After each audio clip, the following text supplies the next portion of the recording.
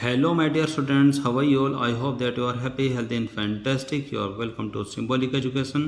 Symbolic Education में आपका स्वागत है. Dear students, आज की इस क्लास में हम आपकी 11th क्लास के इंग्लिश के बुक स्नैपशॉट्स के चैप्टर नंबर 2 को पढ़ने जा रहे हैं, जिसका नाम है द एड्रेस, यानी कि पता. जो ये कहानी है, यह एक ऐसी लड़की की है जो कि हॉलैंड के युद्ध के बाद अपनी माँ से जुड़ी चीज़ों को लेने के लिए जाती है. लेकिन इस चैप्टर में, इस कहानी में कुछ ऐसा होता है कि वो चीज़ों को तो अपने सामने पाती है, लेकिन न जाने क्यों वो उनको वापस अपने साथ लाने के निर्णय को बदल देती है और वो उनको पीछे ही छोड़ देना चाहती है. लेकिन क्यों? तो इसी बात को देखते हुए हम इस पूरे चैप्टर को पढ़ेंगे, जिसमें एक मर्मस्पर्शी भावना को दर्शाया गया है. तो आइए चैप्टर की शुरुआत करते हैं. और चैप्टर की शुरुआत में आपके सामने कुछ लाइनें लिखी हुई हैं, जिससे कि आपको इस चैप्टर का आइडिया हो जाएगा. तो इसमें लिखा है कि this short story is a पोइनेंट account of A daughter, यानी कि जो ये छोटी कहानी है यह एक लड़की के मर्मस्पर्शी वर्णन को दर्शाती है. Who goes in search of her mother's belongings, जो कि अपनी मदर से जुड़ी हुई चीज़ों को ढूंढने के लिए जाती हैं. After the war in Holland, यानी कि हॉलैंड में हुए युद्ध के बाद. आगे इसमें लिखा है कि व्हेन शी फाइंड्स देम, जब उनको वो चीज़ें मिल जाती हैं. The object evoke memories of her early life, और वे वस्तुएं उसके जीवन की पुरानी यादों को ताज़ा कर देती हैं. हाउएवर, हालांकि she decides to leave them all behind, हालांकि वह उन सारी चीज़ों को पीछे छोड़ देना ही चाहती है, पीछे छोड़ देने का निर्णय लेती है. एंड रिजोल्व्स टू मूव ऑन, और आगे बढ़ने का निर्णय लेती है. वेल माय डियर स्टूडेंट्स, आइए अब इस चैप्टर की शुरुआत करते हैं. तो इस चैप्टर की शुरुआत में आपके सामने क्वेश्चन है कि डू यू स्टिल नो मी, क्या आप मुझे अब भी जानते हैं. मैंने पूछा, यानी कि इस लड़की ने पूछा कि क्या आप मुझे अब भी जानते हैं. The woman looked at me searchingly, खोज भरी निगाह से, यानी कि कुछ ढूंढते हुए, कुछ सर्च करते हुए उस महिला ने मुझे देखा, जिससे कि मैंने पूछा था कि क्या आप मुझे अब भी जानते हैं. She had open the door A chink, उसने बहुत ही जरा सा दरवाज़ा खोला हुआ था. आई केम क्लोजर, मैं और नज़दीक आई. And stood on the step, और उस दरवाजे की पेड़े पर मैं जा कर के खड़ी हो गई. आगे फिर वो बोलती है कि no I don't know you, नहीं मैं तुम्हें नहीं जानती. तो फिर मैंने कहा कि I am Mrs S daughter, कि मैं श्रीमती एस की बेटी हूँ. तो आगे इसमें लिखा है कि she held her hand on the door as though she wanted to prevent it opening any further, कि उसने अपने हाथ को उस दरवाजे पर रखा हुआ था. एज दो, जैसे कि शी वांटेड, कि वो चाहती थी, टू प्रिवेंट इट, कि वो इस दरवाजे को और रोकना चाहती थी. ओपनिंग एनी फर्दर, कि दरवाज़ा और न खुल जाए, यानी कि उसने हल्का सा दरवाज़ा खोला हुआ था और उसको वहीं थामे हुए थी. और उसी कंडीशन में, उसी स्थिति में उसने मुझे कहा कि नहीं मैं तुम्हें नहीं जानती हूँ. Her face gave absolutely no sign, यानी कि उसके चेहरे पर एक ना वाले भाव थे, यानी कि उसने पूरी तरीके से नकारात्मक भाव प्रदर्शित करते हुए कहा कि मैं तुम्हें नहीं जानती हूँ. ऑफ रिकॉग्निशन, यानी कि ना के भाव थे, जो कि पूरी तरीके से पहचान में आ रहे थे. आगे इसमें लिखा है कि she kept staring at me in silence, और वह चुपचाप ही मेरी तरफ देखे जा रही थी, यानी कि मुझे घूरे जा रही थी ताकि मैं वहाँ से चली जाऊँ. आगे इसमें लिखा है कि परहैप्स आई वॉज मिस्टेकन, कि शायद मैं ही गलत थी. आई थॉट, मुझे लगा, मैंने सोचा. Perhaps it is not her, कि यह वो महिला नहीं है जिससे मुझे बात करनी थी. आगे इसमें लिखा कि I had seen her only once fleetingly, यानी कि मैंने अभी तक उसको सिर्फ एक ही बार देखा था, वो भी सरसरी निगाह से, यानी कि अच्छे से मैं उसको देख भी नहीं पाई थी, मैंने सिर्फ उसको एक ही बार देखा था. एंड और दैट वाज ईयर्स एगो, और ये बात बहुत ही वर्षों पुरानी है. इट वाज ऑलमोस्ट प्रोबेबल, और यह स्वाभाविक रूप से ही था, यानी कि यह बात स्वाभाविक भी थी. दैट कि आई हैड रंग द रॉन्ग बेल, कि शायद मैंने किसी गलत घर की घंटी दबा दी थी. The woman let go of the door, कि उस महिला ने वह दरवाज़ा छोड़ दिया, यानी कि वह दरवाज़ा पूरा खुल गया. And stepped to the side, और वह महिला थोड़ा साइड में होकर के खड़ी हो गई. She was wearing my mother's green knitted garden, कि वह महिला मेरी माँ के द्वारा बुना गया एक गार्डन पहने हुए थी। The wooden button were rather pale from washing, और उस पर लगे हुए जो लकड़ी के जो बटन थे वो धोने की वजह से पीले पड़ गए थे। शी सॉ, उसने देखा, that I was looking at the garden, कि मैं उसके गार्डन की ओर देखे जा रही थी। And half hid herself again, और उसने दोबारा अपने आप को आधा छिपा लिया बिहाइंड द डोर, दरवाजे के पीछे। यानी कि जब मैंने वो गार्डन देखा जो कि मेरी माँ के द्वारा बुना गया था और उस पर लगे जो लकड़ी के जो बटन थे वे धोने की वजह से पीले पड़ गए थे, तो जब मैं उसके गार्डन को देख रही थी तो उसने अपने आप को फिर से दरवाजे के पीछे छिपा लिया। बट लेकिन आई न्यू नाउ, लेकिन अब मुझे पता था, दैट आई वॉज राइट, कि मैं बिल्कुल सही थी, यानी कि मैं सही जगह पर आई थी। आई आस्क्ड, मैंने पूछा, well you knew my mother, कि तुम मेरी मदर को जानती हो। हैव यू कम बैक, तुम वापस आ गई हो। सेड द वुमन, उस महिला ने कहा। I thought that no one had come back, कि मुझे लगा कि कोई भी वापस नहीं आया है। फिर मैंने कहा कि ओनली मी, सिर्फ मैं ही वापस आई हूँ।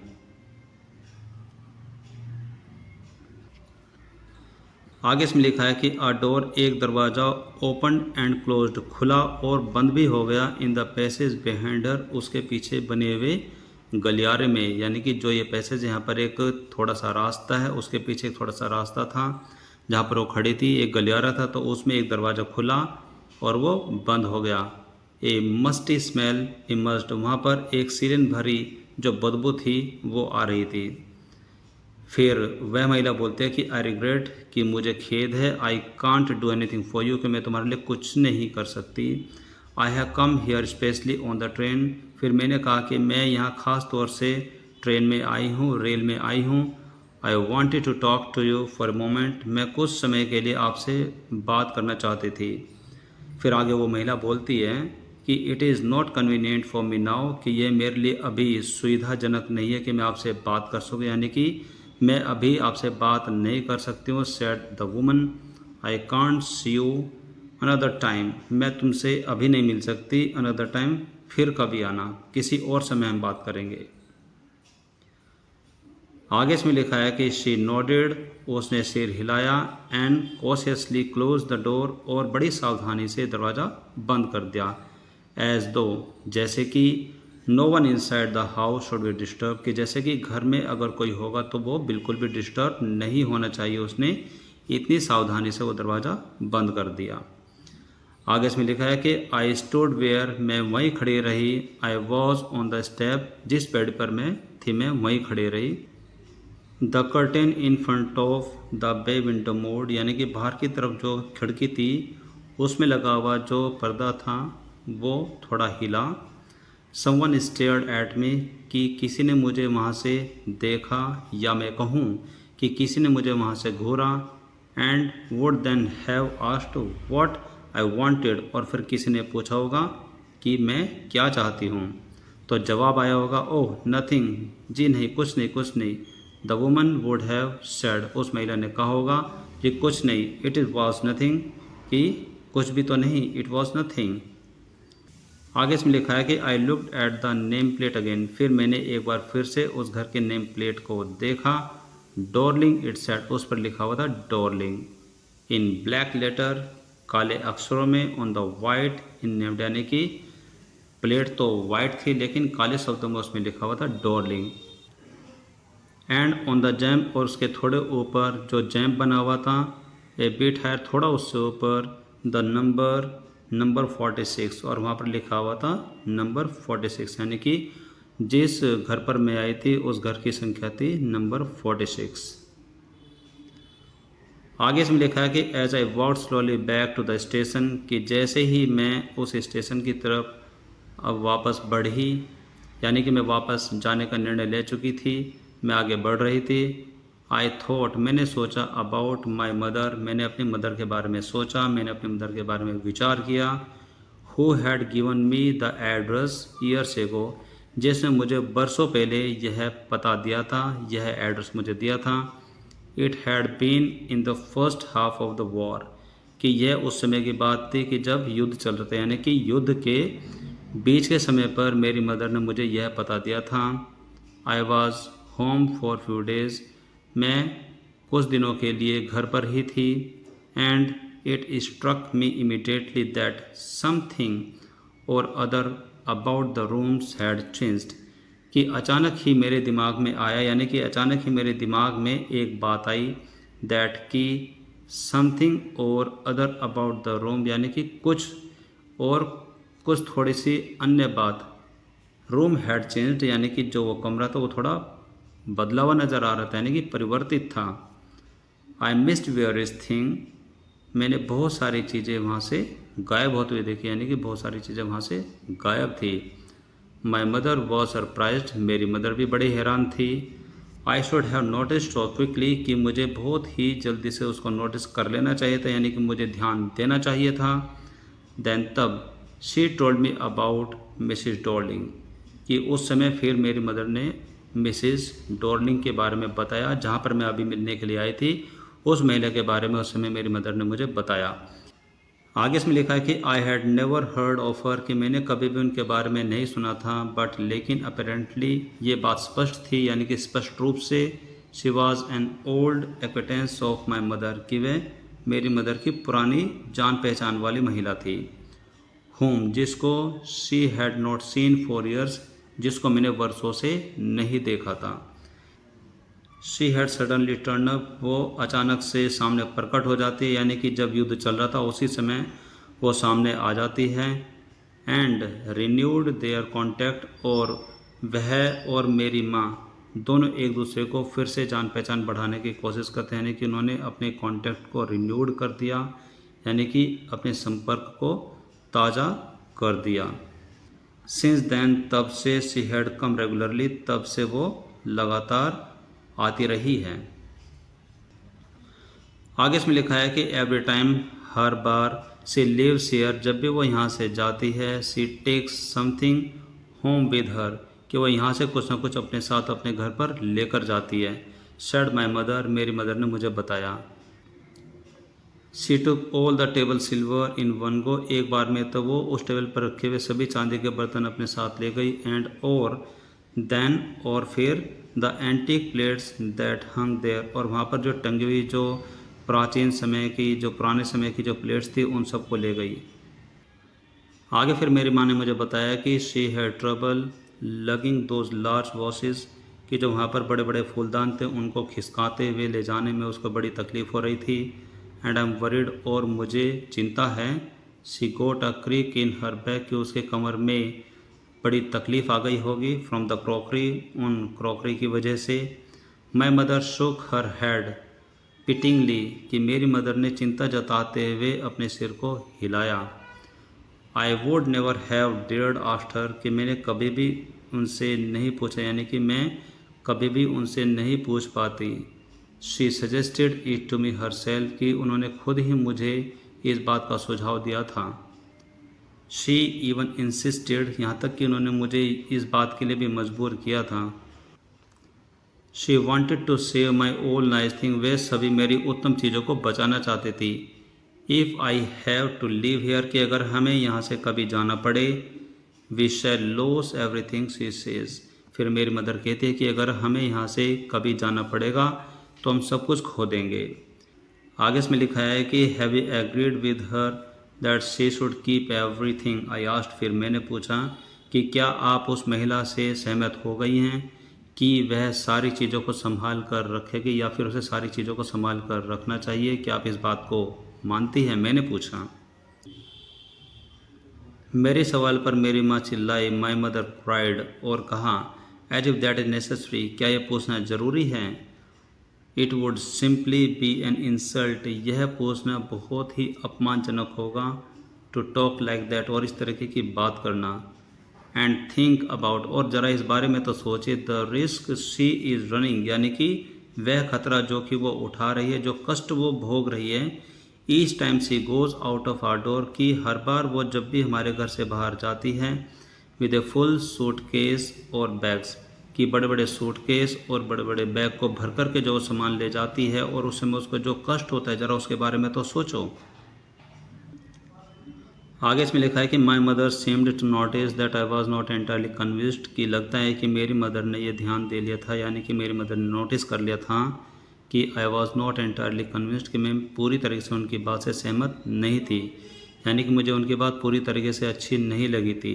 शी लुक्ड एट मी रिप्रूविंगली, उन्होंने डांटने वाली निगाह से मेरी तरफ देखा। एंड आफ्टर दैट, और उसके बाद we spoke no more about it, और उसके बाद इस बारे में उन्होंने कुछ भी नहीं कहा। देखा कि मीनवाइल, उसी दौरान, यानी कि जो ये विचार मेरे मन में चल रहे थे उसी दौरान, I had arrived at the station, मैं स्टेशन पर पहुंच गई थी। Without having paid much attention to the thing on the way, कि रास्ते में आई जितनी भी चीज़ें उन पर ज़्यादा ध्यान ना देते हुए और मन में विचार करते हुए मैं स्टेशन पर पहुंच गई थी। I was walking in familiar places again, मैं वहाँ पर जानी पहचानी जगह पर मैं दोबारा वॉक करती, यानी कि दोबारा मैं चल रही थी। फॉर द फर्स्ट टाइम, पहली बार, सिंस द वॉर, उस युद्ध के बाद से, यानी कि जब वो युद्ध समाप्त हुआ तो उसके बाद से वो जानी पहचानी जो जगह थी मैं उस पर पहली बार चल रही थी। बट लेकिन I did not want to go further than was necessary, लेकिन मैं आवश्यकता से अधिक आगे नहीं जाना चाहती थी। I did not want to upset myself, मैं खुद को परेशान नहीं करना चाहती थी। With the sight of street and houses, उन गलियों को और उन घरों को देख करके, full of memories from a precious time, जो कि मेरे बहुमूल्य समय की यादों से भरे हुए थे। आगे इसमें बताया गया कि इन द ट्रेन, रेलगाड़ी में, back I saw Mrs Darling in front of me again, मैंने एक बार फिर से मिसेज डॉर्लिंग को अपने सामने ट्रेन में देखा। एज, जैसा कि I had the first time I met her, कि जैसा कि पहली बार ऐसा हुआ था कि जब मैं मिस्टर डॉर्लिंग से मिली थी, जब मैंने उसको पहली बार देखा था। It was the morning after the day my mother had told me about her, कि जिस दिन मेरी मदर ने मुझे मिसेस डॉर्लिंग के बारे में बताया उससे अगले दिन की सुबह की बात है। I had got up late, मैं सुबह बड़ी देर से जागी थी। एंड, और कमिंग डाउन स्टेयर, और ऊपर से नीचे आते हुए, जीने से, यानी कि जो सीढ़ियाँ ऊपर से नीचे आ रही थी, कि मैंने उनसे नीचे आते हुए, आई सो माई मदर, मैंने अपनी माँ को देखा। About to see someone out, कि वो किसी को अलविदा कर रही है। यहाँ पर अबाउट टू सी आउट का मतलब होता है कि किसी को अपने घर से जाते हुए अलविदा करना। A woman with a broad back, एक ऐसी महिला जिसकी कमर बहुत ही चौड़ी थी, एक चौड़ी कमर वाली महिला को बाय बाय बोलते हुए मैंने अपनी माँ को देखा जब मैं ऊपर से नीचे आ रही थी। देयर इज़ माई डॉटर, ये मेरी बेटी है। सेड माई मदर, मेरी मदर ने कहा। शी बेकन टू मी, मेरी मदर ने नीचे मुझे इशारा करते हुए, नीचे बुलाते हुए कहा कि यह मेरी बेटी है। द वुमन नॉडेड, कि उस महिला ने भी अपना सिर हिलाया। And picked up the suitcase under, और वहाँ पर जो नीचे रखा हुआ जो सूट था उसको उठाया। द कोट रैक, जो कि कोट रैक के नीचे रखा हुआ था। शी वोर अ ब्राउन कोट, उस महिला ने एक ब्राउन कलर का कोट पहने हुए था। एंड ए शेपलेस हैट, और एक ऐसी टोपी पहनी हुई थी जिसकी कोई शेप नहीं थी। आगे फिर मैंने अपनी माँ से पूछा, आई आस्क्ड, मैंने पूछा कि does she live far away, क्या वो कहीं दूर रहती है। Seeing the difficulty she had going out of the house with her heavy bag, कि जिस तरीके से वो उस हैवी केस, यानी कि हैवी सूटकेस को लेकर के जा रही थी, तो मुझे ऐसा लगा कि वो कहीं दूर रहती है। तो उसी तकलीफ़ को देखते हुए, सीइंग द डिफ़िकल्टी, उस तकलीफ़ को देखते हुए, she had going out the house, की जब वो घर से बाहर जा रही थी और उससे वो सूटकेस उठाया नहीं जा रहा था, तो उस चीज़ को देखते हुए मैंने अपनी माँ से पूछा कि क्या वो कहीं दूर रहती है। तो मेरी माँ ने जवाब दिया, सेड माई मदर, मेरी माँ ने जवाब दिया, इन मैक्रोनी स्ट्रीट, की वो मैक्रोनी स्ट्रीट में रहती है। नंबर 46, रिमेंबर दैट, कि याद रहे नंबर 46, यानी कि मैक्रोनी गली में नंबर 46 में वो रहती है। आगे इसमें लिखा है कि आई हैड रिमेंबर्ड इट, कि मैंने इसको याद रखा। बट, लेकिन, I had weighted a long time together, लेकिन मैंने वहाँ जाने के लिए, यानी कि नंबर 46 में जाने के लिए बहुत लंबे समय का इंतज़ार किया। इनिशियली, शुरुआत में, आफ्टर द लिबरेशन, की जो वहाँ पर स्वतंत्रता मिली, उस स्वतंत्रता के बाद, शुरुआत में, I was absolutely not interested in all that stored stuff, की उन सभी सामान में जो कि वहाँ पर वो महिला लेकर के गई थी, उन सभी सामान में मुझे कोई इंटरेस्ट नहीं था। तो आप इस सेंटेंस को बड़े ध्यान से देखेंगे कि आफ्टर द लिबरेशन की स्वतंत्रता के बाद इनिशियली शुरुआत में I was absolutely not interested, मैं बिल्कुल भी इंटरेस्ट नहीं लेती थी, यानी कि मुझे बिल्कुल भी रुचि नहीं थी in all the stored stuff की, जो इकट्ठा किया हुआ जो सामान था। स्टोर्ड स्टफ़ का मतलब होता है इकट्ठा किया हुआ सामान था, उसमें मेरी बिल्कुल भी रुचि नहीं थी। एंड नेचुरली और स्वाभाविक रूप से यानी कि प्राकृतिक रूप से ही I was also rather afraid of it, और मैं प्राकृतिक रूप से भी ऐसे सामान से थोड़ी डरी हुई रहती थी, यानी कि जो पुराना सामान था जो कि स्टोर किया हुआ सामान था मैं उससे थोड़ी भयभीत भी रहती थी।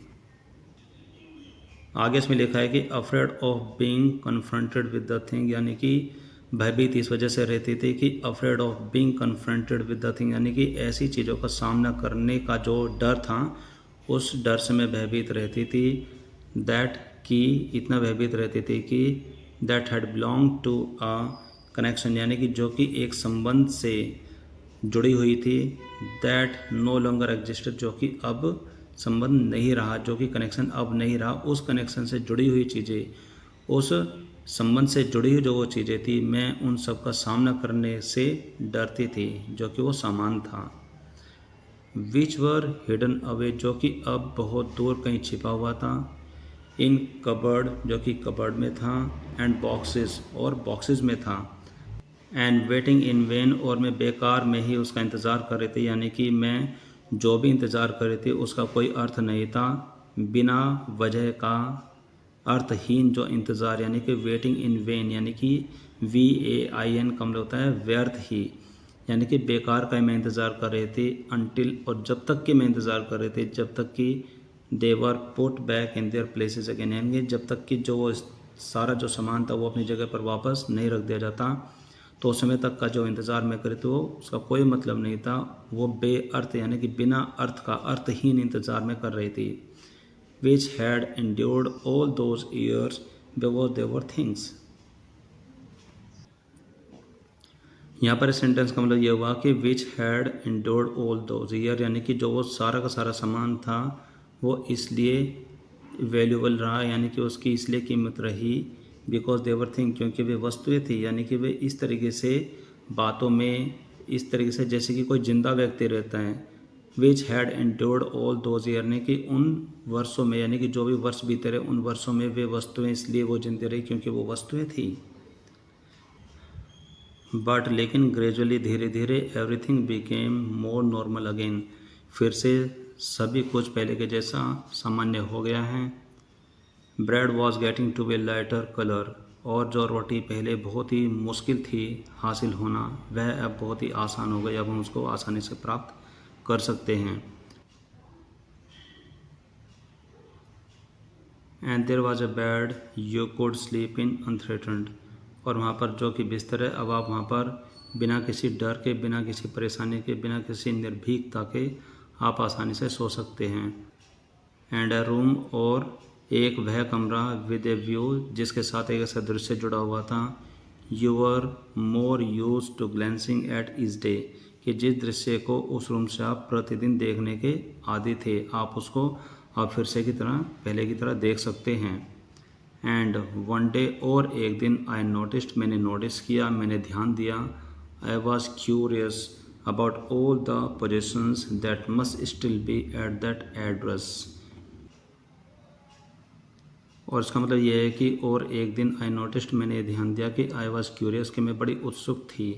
About all the positions that must still be at that address, कि उन सभी चीज़ों को वापस देखने का कि जिस पर हमारा अधिकार है, यानी कि जो हमारी चीज़ें थी। I was curious about all the positions, यानी कि वे वस्तुएं जो कि हमारी वस्तुएं थे। That must be still at that address, जो कि उस एड्रेस पर यानी कि उस पते पर अब भी होनी चाहिए जहाँ पर उसको भेजा गया था, यानी कि एड्रेस कौन सा था 46। आगे इसमें लिखा है कि I wanted to see them, कि मैं उन वस्तुओं को देखना चाहती थी। टच, रिमेंबर, उनको छूना चाहती थी और उनको याद करना चाहती थी, यानी कि उनसे जुड़ी हुई जो चीज़ें हैं, जो यादें हैं, मैं उनको महसूस करना चाहती थी, उनको छूना चाहती थी और उनको देखना चाहती थी। मेरे अंदर ऐसी क्यूरोसिटी आ गई थी, यानी कि आई वॉज क्यूरियस, में बड़ी उत्सुक हो गई थी। आगे इसमें लिखा है कि after my first visit in vain to Mrs Darling's house, यानी कि जो श्रीमती डॉलिंग्स के घर पर जो मैं पहली बार गई थी, जो मेरा पहली बार जाना था, यानी कि माई फर्स्ट मीटिंग होता है, मेरे पहली बार जो जाना था, इन वेन जो कि व्यर्थ साबित हुआ। उसके बाद आई डिसाइडेड, मैंने निर्णय लिया, to try a second time, कि मैं एक बार फिर से कोशिश करूं। नाव, और इस बार अ गर्ल, एक लड़की ऑफ अबाउट 15, जो कि लगभग 15 वर्ष की लड़की थी, ओपन द डोर, इस बार एक 15 साल की लड़की ने दरवाज़ा खोला, टू मी, मेरे लिए। आई आस्क्ड हर, मैंने उससे पूछा, if her mother was at home, कि क्या उसकी मदर घर में हैं। नो, शी सेड, उसने कहा कि नहीं, my mother's doing an errand, यानी कि मेरी मदर बाहर किसी काम से गई हुई है। यहाँ पर डूइंग एन एरेंड का मतलब होता है बाहर किसी काम के लिए जाना। तो उसने कहा कि नहीं, मेरी मदर घर पर नहीं है, वो बाहर किसी काम से गई हुई है। नो मैटर, मैंने कहा कोई बात नहीं, I will wait for her, मैं उसका इंतज़ार करूँगी। आगे इसमें लिखा है कि I followed the girl along the passage, मैं उस घर के गलियारे में उस लड़की के पीछे पीछे अंदर चली गई। एन ओल्ड फैशनड, एक पुराने ज़माने का आयरन हनुक्का, लोहे से बना हुआ हनुक्का, कैंडल होल्डर, जो कि एक मोमबत्ती रखने का एक चीज़ रखी हुई थी, हंग, जो कि लटका हुआ था, नेक्स्ट टू अ मिरर, वहाँ पर जो दर्पण था उसके पास वो टंगी हुई थी, लटकी हुई थी। वी नेवर यूज्ड इट, कि हमने इसका कभी भी प्रयोग नहीं किया, बिकॉज, क्योंकि, it was much more cumbersome than a single candle stick, मतलब it was much more cumbersome, यानी कि वह बहुत ही भारी था, देन, की तुलना में, अ सिंगल कैंडल स्टिक, यानी कि एक ही मोमबत्ती को रखने का जो एक चीज़ होती है, उस चीज़ की तुलना में वह बहुत ही भारी था, इसलिए हमने उसका प्रयोग कभी नहीं किया। वॉन्ट यू सिट डाउन, कि क्या आप बैठेंगे नहीं, लड़की ने मुझसे पूछा, यानी कि लड़की ने मुझसे पूछा कि क्या आप बैठेंगे नहीं। She had open the door, उसने दरवाज़ा खुला रखा, ऑफ द लिविंग रूम, यानी कि जहाँ पर जा कर के हम उस घर के ओपन एरिया में बैठते हैं, उसको बोलते हैं लिविंग रूम, जो कि आजकल हमारे जहाँ पर जो कि मेहमान आकर के बैठते हैं, उसी तरीके का एक एरिया होता है जिसको हम बोलते हैं लिविंग रूम। तो लिविंग रूम का जो दरवाज़ा था उसने वो खुला रखा और कहा कि क्या आप बैठेंगे नहीं। And I went inside past, और फिर मैं उसके पीछे अंदर चली गई। आई स्टॉप्ड, मैं रुकी। हॉरिफाइड, थोड़ी भयभीत हुई। I was in A room, कि मैं एक कमरे में थी, एक ऐसा कमरा, आई न्यू, जिसको मैं अच्छे से जानती थी, एंड डिड नॉट नो, और नहीं भी जानती थी। आई फाउंड माई सेल्फ, मैंने खुद को पाया, in the midst of the thing, यानी कि उन सभी चीज़ों के बीचों बीच मैंने खुद को पाया। I did want to see again, जिनको मैं दोबारा देखना चाहती थी, बट, लेकिन, विच ऑपरेस्ट में इन द स्ट्रेंज एटमॉस्फेयर, यानी कि इन द स्ट्रेंज एटमॉस्फेयर का मतलब होता है एक अजीब सा वातावरण, एक अजीब सा माहौल, एक अजीब से माहौल में उन चीज़ों ने मुझे परेशान कर दिया। और या फिर बिकॉज ऑफ द टेस्टलेस वे, यानी कि जिस तरह से वो बेढंग तरीके से, एवरीथिंग वाज अरेंज्ड, यानी कि जिस तरीके से जो बेढंग तरीका था जैसे कि वो वहाँ पर रखी हुई थी, उस चीज़ को देख करके मैं बड़ा परेशान हो गई थी। Because of the ugly furniture, और वहाँ का जो बदसूरत जो फर्नीचर था उसकी वजह से, और या फिर the muggy smell that hung there, और वहाँ पर जो कि सीलन भरी जो बदबू थी जो कि वहाँ पर आ रही थी, उसकी वजह से उन चीज़ों से मुझे बड़ी नफरत सी हो गई थी, उन चीज़ों ने मुझे परेशान कर दिया था। The girl mood a chair, कि उस लड़की ने एक चेयर को खिसकाया। आई सेट डाउन, और फिर मैं उस चेयर पर बैठ गई। And stared at the woollen table cloth, और वहाँ पर जो टेबल पर रखा हुआ जो ऊन से बना हुआ जो कपड़ा था जो कि टेबल पर हम रखते हैं, मैं उसको देखने लगी। आई रब्ड इट, कि मैंने उसको थोड़ा रगड़ा। My finger grew warm from rubbing, उस रगड़ने की वजह से मेरी उंगलियां गर्म हो गई।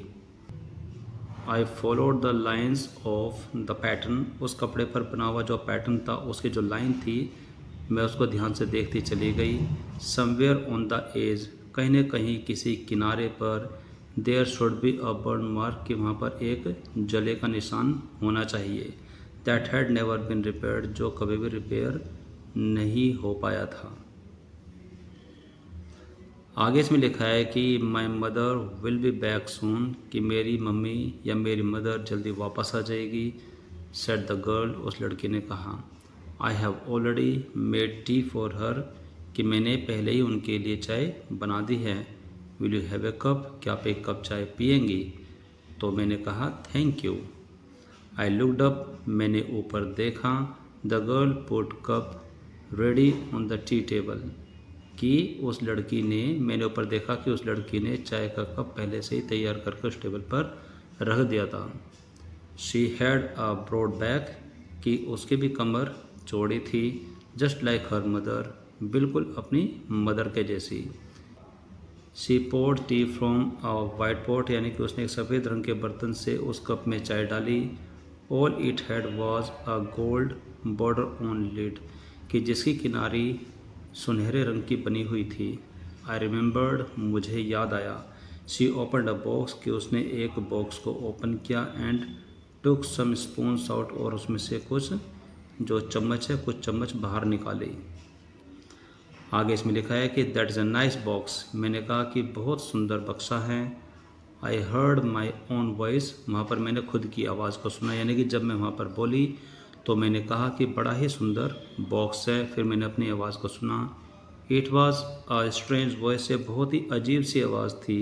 एज दो, जैसे कि each sound was different in this room, के जैसे कि ऐसा लग रहा था कि मेरी सारी जो आवाज़ है इस कमरे में बहुत ही अलग महसूस हो रही थी, बहुत ही अलग तरीके से मेरी आवाज़ मुझे सुनाई दे रही थी। Oh you know about them, oh अच्छा आप उनके बारे में जानती हैं। She had turned around and brought me my tea, कि उसने मुझे मेरी चाय देते हुए मेरी तरफ मुड़ते हुए कहा कि ओह आप उनके बारे में जानती हैं। शी लव्ड, वह हंसने लगी। माई मदर सेज, मेरी मदर कहती है। इट इज़ एंटीक, कि ये पुराने ज़माने के यानी कि प्राचीन काल के बर्तन हैं। We have got lots more, कि हमारे पास इस तरीके के बहुत सारे बर्तन हैं। She pointed around the room, यानी कि उसने रूम की तरफ चारों तरफ इशारा करते हुए कहा। She pointed around the room, यानी कि रूम में दिखाते हुए उसने इशारा करते हुए कहा कि सी फॉर योर सेल्फ, कि आप खुद ही देख सकते हैं, आप खुद ही देख लो कि हमारे पास इस तरीके के पुराने बर्तन बहुत सारे हैं। आगे इसमें लिखा है कि I had no need to follow her hand, कि मुझे उसके हाथ के इशारों को फॉलो करने की ज़रूरत नहीं, यानी कि जिस तरीके से वो मुझे दिखा रही थी कि हमारे पास बहुत सारे बर्तन हैं, कि मुझे उसके तरीके से उस रूम को देखने की कोई आवश्यकता नहीं थी। आई न्यू, मुझे पता था विच थिंग्स शी मींट, कि उन्हें कौन कौन से सामान वो मुझे दिखाना चाहते थे, यानी कि उसका क्या अर्थ था, क्या मतलब था, मुझे सब पता था, क्योंकि वो सामान तो हमारा ही था। आई जस्ट लुक, मैंने सिर्फ यह बात देखी। At the still life over the tea table, कि उस टेबल पर, यानी कि जो चाय का जो टेबल था उसके ऊपर एक शांत जीवन को मैंने महसूस किया, सिर्फ मैंने यही देखा। एज ए चाइल्ड, जब मैं छोटी बच्ची थी, आई हैड ऑलवेज फैंसीड, कि मैं हमेशा कल्पना करती थी द एप्पल सेब को ऑन द पेवटर प्लेट, यानी कि उस टेबल पर रखी एक पेवटर प्लेट हुआ करती थी। उस प्लेट में मैं हमेशा सेब को ही इमेजिन करती थी, उसी के बारे में ही परिकल्पना करती थी। We use it for everything, कि हम इसका प्रयोग हर कार्य के लिए करते हैं। शी सेड, उसने कहा। Once we even ate off the plates hanging there on the wall, कि वहाँ पर उस दीवार पर टंगी हुई उन प्लेट में भी हमने एक बार खाना खाया। I wanted to so much, मैं बहुत ज़्यादा उनको चाहती थी, बट लेकिन it was not anything special, ये कोई ख़ास बात नहीं थी, यानी कि उसमें कोई ख़ास विशेषता नज़र नहीं आ रही थी। I had found the burn mark on the table cloth, कि मैंने उस जले का निशान ढूंढ लिया था उस टेबल के कपड़े पर। The girl looked questioningly at me, कि सवालों भरी निगाह से वह लड़की मेरी तरफ देखने लगी, यानी कि जैसे कि वो कुछ पूछना चाहती है उस तरीके से उसने मुझे देखा। येस आई सेड, मैंने कहा हाँ। You get so use to touching all these lovely things in the house, कि इस घर की जितनी भी सुंदर चीज़ें हैं उन सब को छूने में, टच करने में तुम बहुत ज़्यादा आदी हो गई हो, यानी कि तुमने उनको बहुत बार छुआ हुआ है, टच किया हुआ है, उनको महसूस किया, उनको देखा है। You hardly look at them any more, कि अब तुम उनको बड़ी मुश्किल से देखती हो क्योंकि तुम बहुत ज़्यादा आदी हो गई हो। आगे इसमें लिखा है कि यू ओनली नोटिस, तुम सिर्फ उनको जब भी नोटिस करती हो व्हेन समथिंग इज़ मिसिंग, कि जब कोई चीज़ वहाँ से गायब हो जाती है तो ही तुम उनको ध्यान देती हो। बिकॉज क्योंकि it has to be repaired, क्योंकि उसको रिपेयर करना ज़रूरी होता है। और या फिर because you have lent it, for example, कि उदाहरण के तौर पर कि आपने उनको लेंट किया हुआ है, यानी कि आपने उनको उधार दिया हुआ है। आगे इसमें लिखा है कि अगेन, एक बार फिर से, आई heard the unnatural sound of my voice, कि एक बार फिर से मैंने अपनी ही आवाज़ की एक अप्राकृतिक रूप से एक आवाज़ सुनी, यानी कि मुझे अपनी आवाज़ फिर से बड़ी अप्राकृतिक रूप से सुनाई दी। एंड आई वेंट ऑन, और फिर मैं आगे कहती गई। आई रिमेंबर माई मदर, कि मुझे मेरी माँ याद है। वंस आस्क्ड मी, जिसने मुझसे एक बार पूछा, if I would help her, कि क्या मैं उनकी मदद करूं, पॉलिश द सिल्वर, कि जो सिल्वर के जो बर्तन हैं, क्या मैं उन सिल्वर के बर्तन को पॉलिश करने में मैं उनकी सहायता करूं। It was very long time एगो, कि ये बहुत पुरानी बात है। And I was probably board that day, और मैं उस दिन बहुत ज़्यादा बोर हो गई थी, और परहैप्स, और शायद I had to stay at home, और इसी वजह से मुझे घर पर ही रुकना पड़ा। बिकॉज क्योंकि आई वॉज इल, क्योंकि मैं बीमार थी। As she had never asked me before, कि उसके बाद उन्होंने फिर से मुझसे ये बात कभी नहीं पूछी। आई आस्क्ड हर, मैंने उनसे पूछा, विच सिल्वर, की कौन से चांदी के बर्तन को पॉलिश करना है। से मीट, एंड से रिप्लाइड, कि जिनका उनके लिए तात्पर्य यह था कि, और उन्होंने जवाब दिया, सरप्राइज, हैरानी से उन्होंने जवाब दिया, that it was the spoons, की उनका मतलब था कि चम्मच, फोर्क एंड नाइफ, की चम्मच, कांटे या फिर चाकू जो कि सिल्वर के बने हुए थे, उनका मतलब उनसे था कि सिर्फ इनको ही, कि आपको पॉलिश करने में मेरी सहायता करनी है। ऑफ कोर्स, बेशक, एंड और that was the strange thing, और ये बहुत ही हैरानी की बात थी। I did not know the cutlery we ate of every day was silver, कि ये बड़ी हैरानी की बात थी कि जिस कल्ट्री को हम यूज़ करते हैं खाना खाने के लिए हर दिन, वह सिल्वर की बनी हुई थी। द गर्ल लाव्ड अगेन, मेरी बात ये सुन करके वो लड़की फिर से हंसी। आई बेट यू डोंट नो इधर, फिर वो कहती है कि मैं शर्त लगा करके कहती हूँ कि आपको इनके बारे में भी नहीं पता होगा कि ये सिल्वर की हैं। यानी कि उस लड़की ने और भी कोई बर्तन उठा करके दिखाया, और वह कहती है कि मैं शर्त लगा करके कहती हूँ कि आपको ये भी नहीं पता होगा कि ये भी सिल्वर की है। I looked intently at her, मैंने उसे बड़ी दृढ़ता से देखा। फिर उसने एक क्वेश्चन पूछा, सी आस्क्ड, उसने पूछा, व्हाट वी ईट विद, यानी कि हम किससे खाना खाते हैं। वेल डू यू नो, खैर क्या तुम जानते। फिर मैंने पूछा। शी हेजिटेटेड, वो थोड़ा हिचकिचाई। She walk to the sideboard, फिर वो वहाँ से उठ करके साइड बोर्ड की तरफ गई। And wanted to open the drawer, और फिर वहाँ पर जाकर वो एक ड्रॉर खोलना चाहती थी। आई लुक, मैं देखती हूँ, इट इज़ इन हियर, कि वो शायद इसके अंदर है। तो आगे इसमें लिखा है कि आई जम्प्ड आउट, मैं अचानक उछल पड़ी। I was forgetting the time, कि मैं अपना समय भूल रही थी। I must catch my train, कि मुझे अपनी ट्रेन को पकड़ना है। आगे इसमें लिखा है कि she had her hand on the drawer, कि उसका हाथ उस ड्रॉर के ऊपर था जिसको खोलना चाहती थी। फिर वो बोलती है कि don't you want to wait for my mother, क्या आप मेरी मदर का इंतज़ार नहीं करना चाहती। फिर मैंने कहा कि नो, नहीं, आई मस्ट गो, मुझे जाना होगा, मुझे अवश्य ही जाना होगा। I walk to the door, मैं दरवाजे की तरफ बढ़ी। The girl pulled the drawer, कि उस लड़की ने उस ड्रॉर को खोला, फिर उसको खोल ही दिया। I can find my own way, कि मैं अपना रास्ता ढूंढ सकती हूँ। आगे से लिखा है कि as I walk down to the passage, फिर जब मैं उस गलियारे की तरफ बढ़ कर के नीचे आ रही थी, I heard the jingling of spoons and forks, कि मैंने वहाँ पर जो चम्मच है और जो कांटे हैं उनके जिंगलिंग, यानी कि उनके टन टन की आवाज़ को सुना।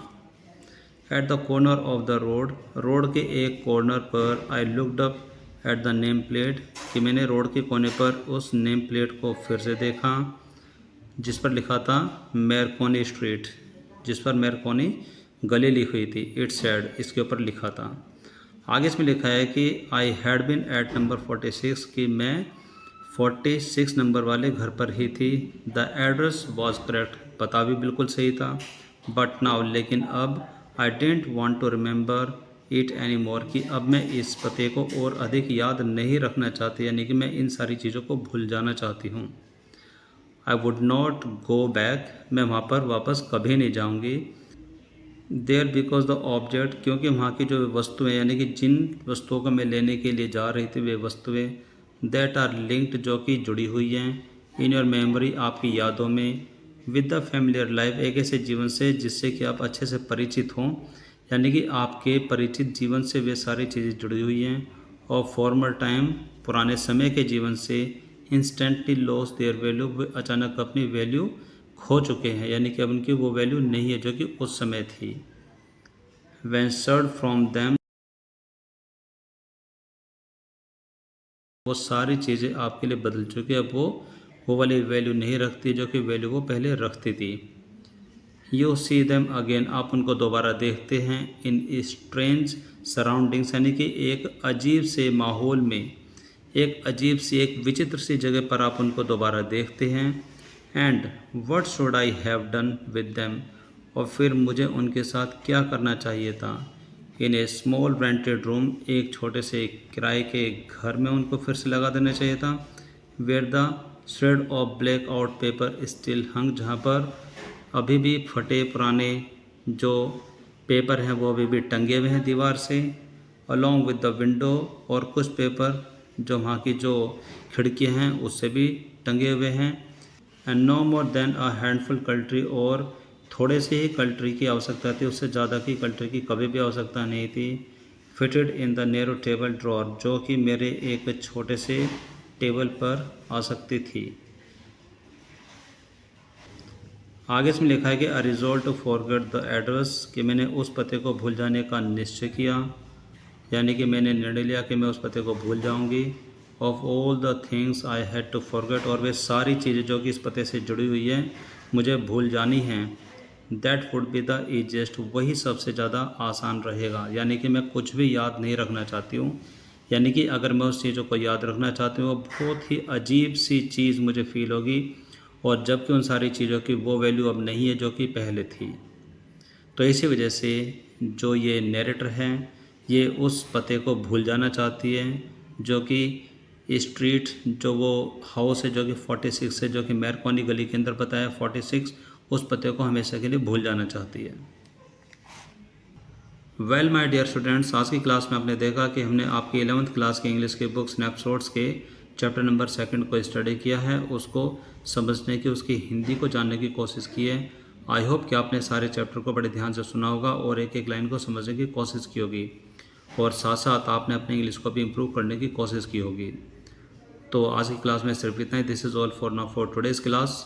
अब हम मिलेंगे हमारी अगली क्लास में इसी चैप्टर से जुड़े हुए क्वेश्चन सीरीज़ को लेकर के, कि हम ये देखेंगे कि इस चैप्टर से जुड़े हुए जो क्वेश्चन है आप उनके आंसर कैसे देंगे। सो डियर गाइस, कि अगर आपको हमारी ये कोशिश पसंद आती है तो आप इस कोशिश को अपने किसी फ्रेंड्स के साथ शेयर कर सकते हैं, ताकि वो भी इस चीज़ का लाभ उठा सके और वो भी अपनी इंग्लिश को इम्प्रूव कर सके और चैप्टर को अच्छे से समझ पाए। So this is all for now for today's class. आज की क्लास में सिर्फ इतना ही। अब हम मिलेंगे हमारी अगली क्लास में। So till then take care, bye bye, have a nice day.